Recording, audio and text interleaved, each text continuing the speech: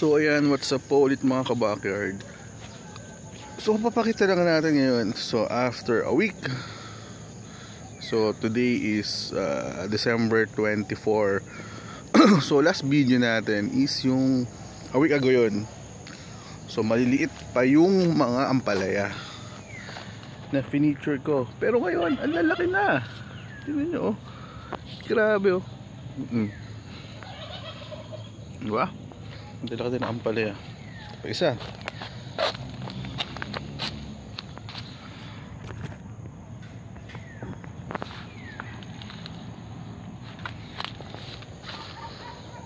Din. So ang dami niyang bulaklak actually ngayon. Ayun, oh.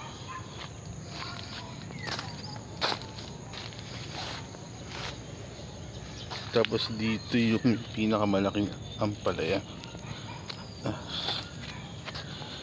Nakita ako dito sa likod. Ayan, oh. Oh, diba? Ang laki. Ito pa.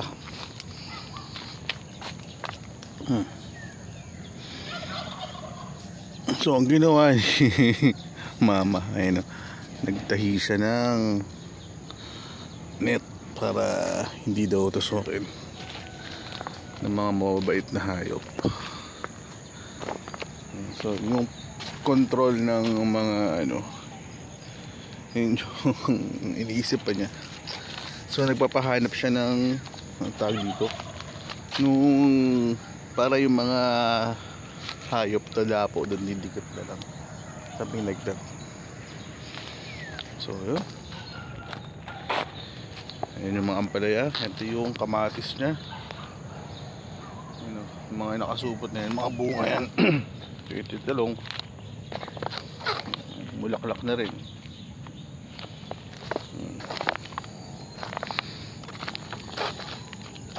Tapos kung nagtataka kayo, maraming ganito, oh. Tinatakpan niya yung mga damo para mamatay.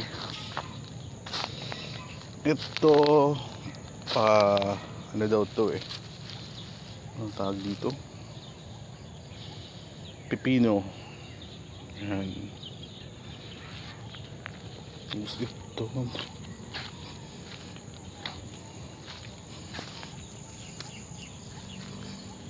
dito ay sili. Wow! Binakita na akong bunga. Ay, bulaklak pa lang pala.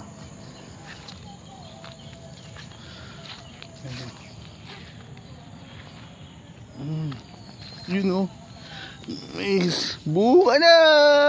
Nice. Ang liit pa lang, nagbubunga na.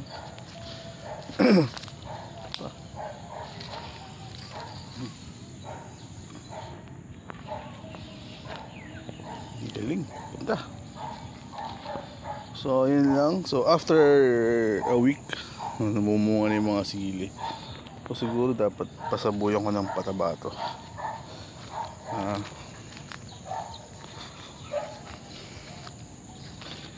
So yun po yung update dito sa maliit naming taniman ng gulay. Minamaximize nila to.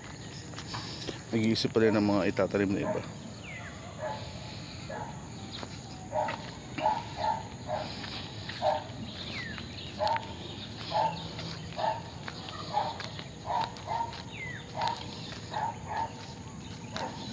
So kung kita nyo, meron kaming molasses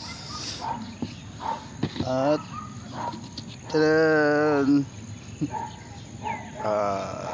sari-saring